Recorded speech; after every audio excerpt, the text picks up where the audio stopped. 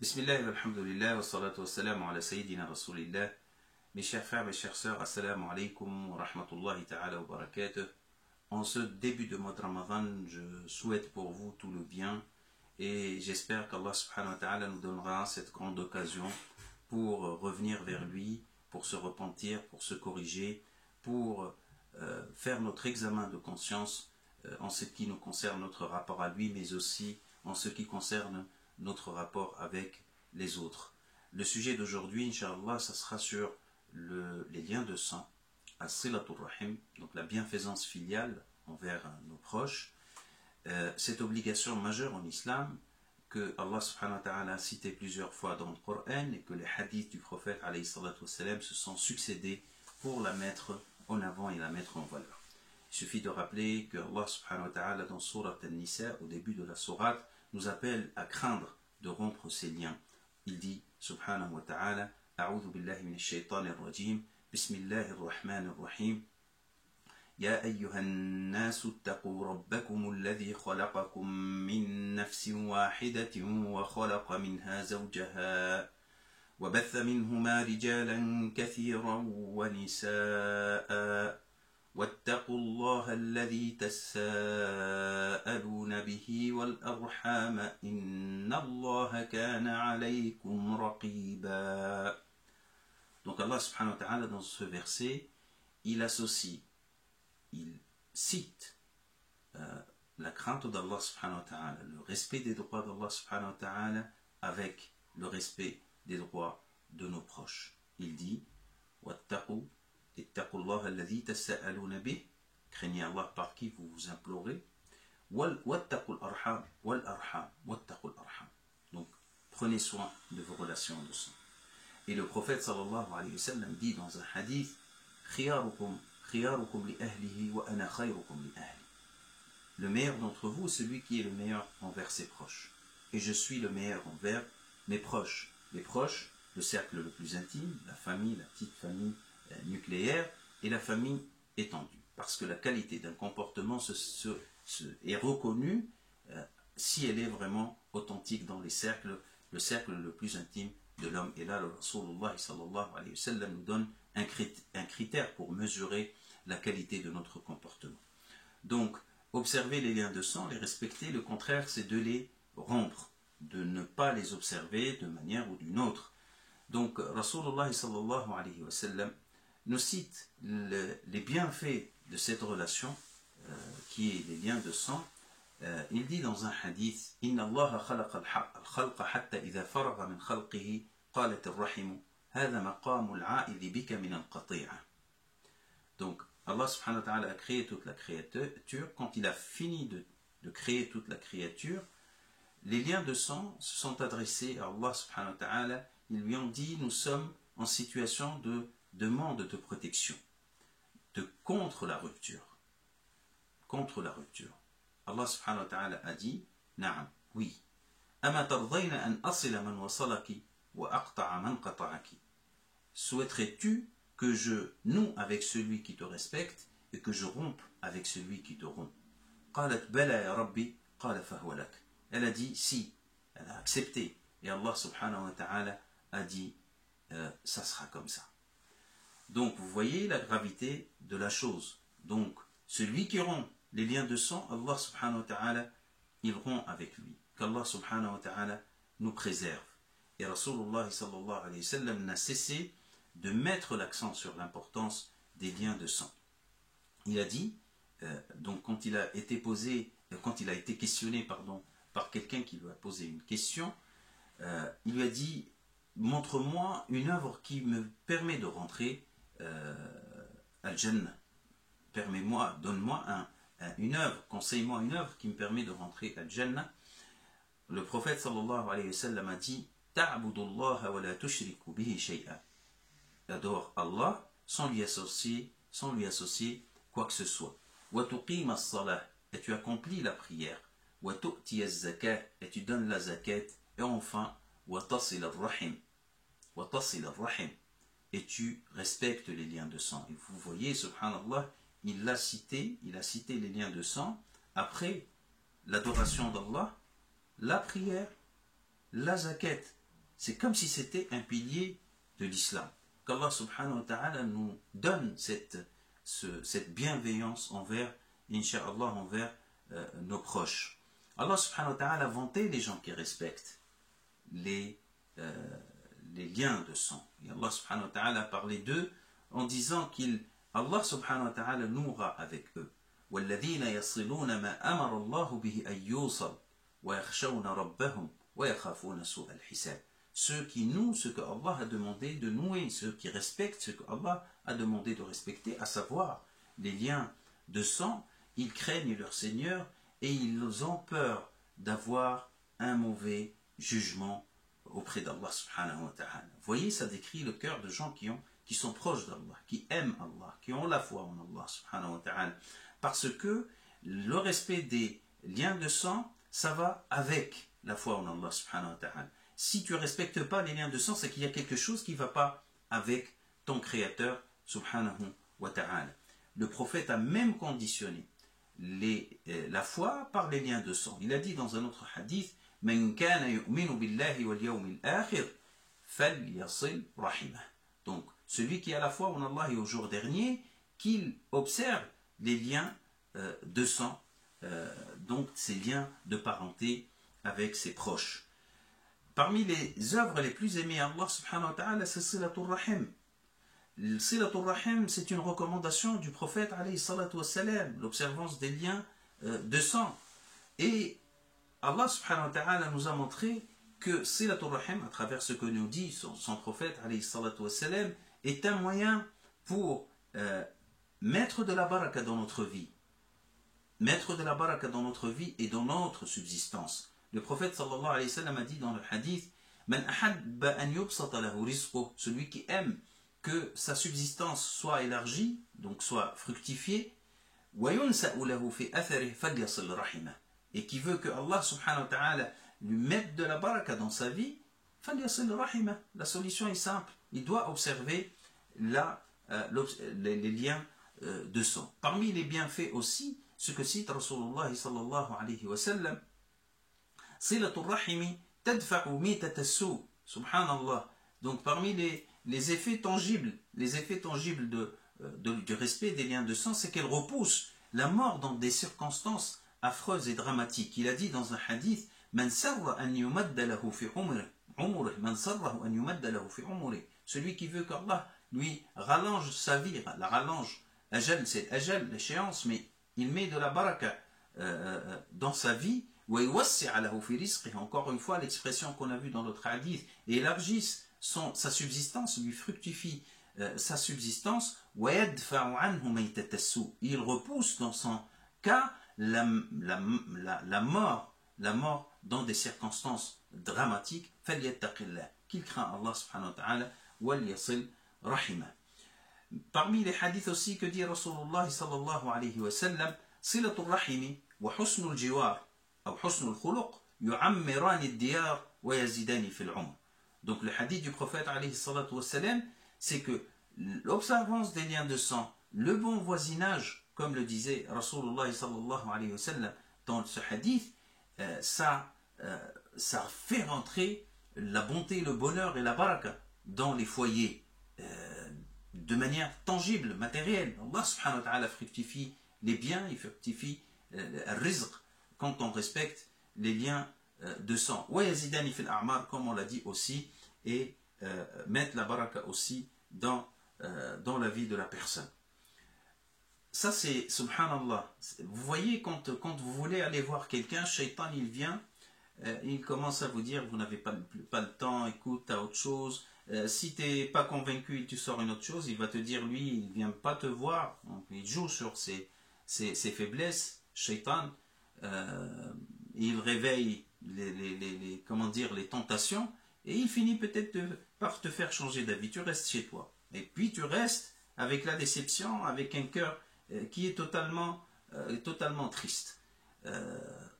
Par contre, si tu désobéis à Shaitan, tu décides d'y aller, subhanallah, ça on a tous fait l'expérience, et tu vas voir visiter tes proches, tu rentres, masha'Allah, apaisé, bien évidemment, avec une ambiance de fraternité, avec une ambiance de foi, et le minimum que lorsque tu essaies chez tes parents, chez tes proches, même s'il y a une ambiance qui n'est pas tellement comme on dit, tu fais ton effort pour leur rappeler le bien et au moins tu auras gagné d'avoir joué ton rôle de conseil et qui est très important parce que le conseil, il est encore plus important et plus demandé quand il s'agit d'un proche. Si chacun d'entre nous fait son travail autour de soi, on imagine le monde, Inch'Allah, il va changer vers le bien. Donc, quel est le périmètre de notre proche? Quand on dit les proches, c'est qui les proches? Les proches, selon les définitions de nos savants, c'est ceux qui sont interdits au mariage et ceux qui ont le droit de l'héritage. Donc, en gros, c'est nos ascendants, donc les parents et les grands-parents, c'est les oncles et les tantes, c'est nos frères et sœurs, c'est nos neveux et nos nièces. D'accord? Principalement. Donc, ça rentre dans Silatul Rahim. Vous voyez, le périmètre, il n'est pas énorme. Et il est lié vraiment à ce que Allah subhanahu wa ta'ala veut qu'il soit préservé dans les relations humaines. Parce que si la famille, elle va bien, tout le reste, bi'idhnillahi ta'ala, ira bien. Alors, quels sont les droits? Les droits de notre famille, elles sont d'ordre moral, principalement, parce que tout le monde pense à l'argent et à la charge financière de tout ce qu'on fait. Eh bien non, ce qui vient en priorité, c'est la responsabilité morale. Déjà, honorer ce lien, montrer qu'on est ensemble à travers la visite, donc, et à travers l'invitation. Il faut faire l'effort de le faire, parce que de nos jours, ce sont des choses qui se sont qui ont largement diminué. Les gens se justifient par l'espace, on n'a pas assez d'espace pour faire des visites, on n'a pas le temps, on n'a pas ceci, on n'a pas cela. Mais en vérité, il y a beaucoup d'excuses qui ne tiennent pas. C'est dû à notre propre manquement. Donc, la première des choses, c'est de se rendre visite. Et quand on se rend visite, donc, on prend des nouvelles les uns les autres, on se conseille, on se console, on apporte du bonheur avec ce lien parce qu'on est dans notre milieu naturel, on va dire, on est en train de plaire à Allah subhanahu wa ta'ala en faisant ce que nous sommes en train de faire. La bonne parole, le conseil quand il le faut. Le conseil quand il le faut. Parce que si ce n'est pas moi qui porte conseil à mon frère ou à ma soeur ou à ma tante ou à mon oncle ou le contraire, dans l'autre sens, eh bien, on n'attend pas de vrais bons conseils de l'extérieur, sauf si Allah subhanahu wa ta'ala nous rattrape par une bonne amitié ou une bonne proximité quelconque. D'accord? C'est vrai, des fois c'est difficile, mais on fait notre travail. Et Rasulullah sallallahu alayhi wa sallam, une fois, un homme est venu se plaindre. Il a dit, ya Rasulallah, moi je fais mon effort, je me rapproche de ma famille, mais eux ils ne font que du mal. Et Rasulullah sallallahu alayhi wa sallam, il lui a dit, tu ne cesses de faire comme ça. Tu ne cesses, n'arrête pas de faire comme ça. Toi tu es dans la bonne position. Continue. Et la patience. Supporte les dégâts. D'accord? Dans les limites du possible, bien évidemment. Mais il ne faut pas reculer à la moindre difficulté et on cesse d'avoir des liens avec nos proches. Et il faut inventer des idées. Subhanallah, si les maisons elles sont petites, on peut louer des espaces ou créer des moments ou des occasions où on se rassemble tous dans des lieux qui soient propices et favorables. Parmi les obligations aussi, prendre des nouvelles, même si on ne se déplace pas. Il y a des situations où la géographie nous empêche de le faire, ceux qui sont dans d'autres continents, dans d'autres provinces, ou etc. Les appeler, prendre de leurs nouvelles. Prendre de leurs nouvelles, ça apaise les cœurs, on ne sait jamais. Peut-être qu'il a besoin de toi et que la rupture, pendant longtemps, risque de laisser passer des choses irréparables alors que tu aurais pu être présent pour apporter ton soutien. Le soutien financier, vous savez, comme le dit Allah subhanahu wa ta'ala, وَأُولُو الْأَرْحَامِ بَعْضُهُمْ أَوْلَى بِبَعْضٍ فِي كِتَابِ اللَّهِ. D'accord? يَسْأَلُونَكَ مَاذَا يُنْفِقُونَ, c'est-à-dire, premier verset, les gens qui sont liés par le lien de sang, ils sont les plus proches les uns des autres et ils ont des droits les uns sur les autres plus que envers d'autres personnes. Allah subhanahu wa ta'ala dit يَسْأَلُونَكَ مَاذَا يُنْفِقُونَ قُلْ مَا أَنْفَقْتُم مِّنْ خَيْرٍ فَلِلْوَالِدَيْنِ وَالْأَقْرَبِينَ. Donc il te demande qui a le droit à qui nous devons donner, dépenser, aider, qui on doit aider. Allah subhanahu wa ta'ala il dit ce sont les parents et les plus proches. Les plus proches sont plus ils méritent ou ils ont le droit à notre aide avant toute autre personne. Donc quand on a zakat, quand on a un sadaqa, il ne faut pas envoyer son argent à des milliers de kilomètres alors que ton frère ou ta soeur ou ton oncle ou ta tante, il est dans le besoin. Donc ce n'est pas normal. Donc en priorité tu penses à eux et tu donnes la zakat ou la sadaqa, l'aumône de toutes sortes, ou l'aide, le crédit, tu leur prêtes de l'argent ou tu leur donnes.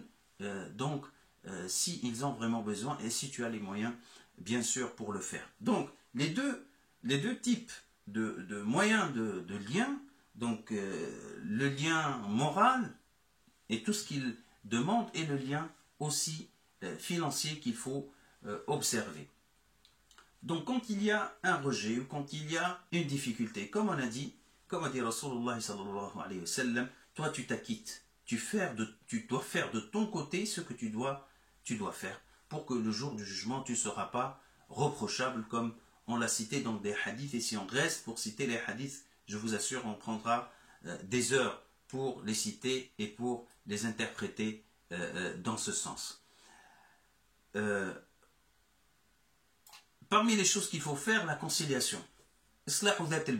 Donc il ne faut pas être dans l'indifférence quand il y a un problème au sein de la famille et qu'on est au courant, d'accord, il faut intervenir. Il ne faut pas laisser les conflits se compliquer, se dégrader, se rajouter. Au contraire, il faut toujours une équipe d'intervention, entre parenthèses, qui fait la médiation quand il s'agit d'un conflit au sein de la famille, avec toute la sagesse, avec toute la douceur. Comme a dit Allah subhanahu wa ta'ala dans le Coran, فَأَصْلِحُوا بَيْنَ أَخَوَيْكُمْ إِنَّمَا الْمُؤْمِنُونَ إِخْوَةٌ.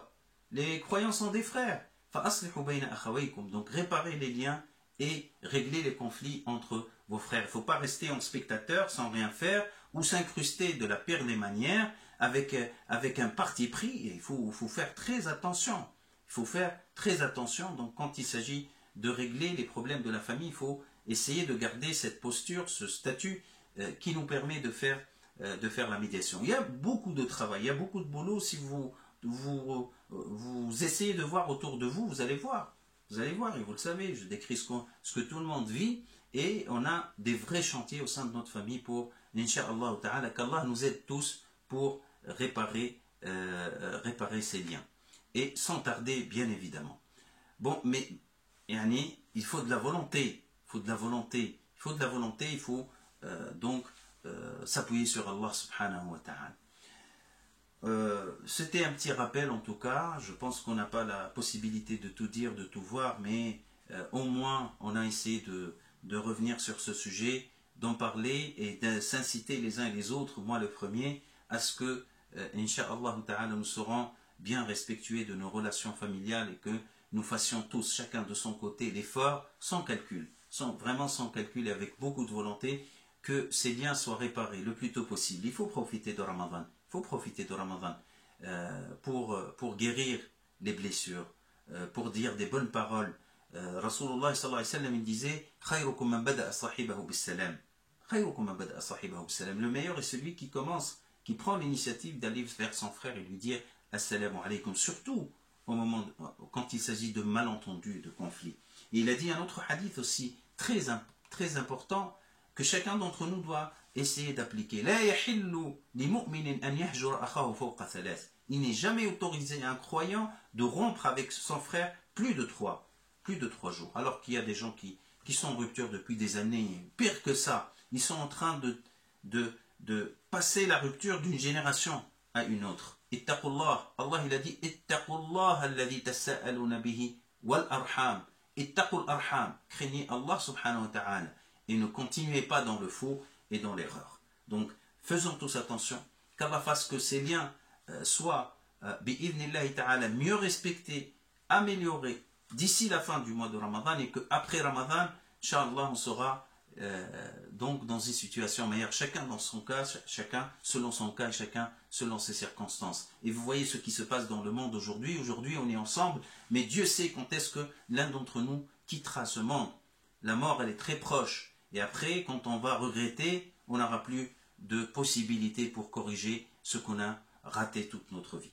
Nas'Allah subhanahu subhanahu wa ta'ala an yahfadhana wa iyyakum. Je prie Allah subhanahu wa ta'ala pour qu'il nous préserve tous, qu'il nous aide à préserver nos liens de sang, pour qu'il nous aide à avoir le courage pour demander pardon et accepter les excuses entre nous, incha'Allah ta'ala, au sein de nos familles, et de construire un avenir meilleur pour nos familles, parce que plus on investit dans le bonheur, plus on retrouvera incha'Allah le bonheur ici-bas et dans le delà. أقول قولي هذا وأستغفر الله لي ولكم فاستغفروه من كل ذنب إنه هو الغفور الرحيم وصلى الله على سيدنا محمد وعلى آله وصحبه أجمعين والسلام عليكم ورحمة الله تعالى وبركاته وإلى لقاء قادم بإذن الله.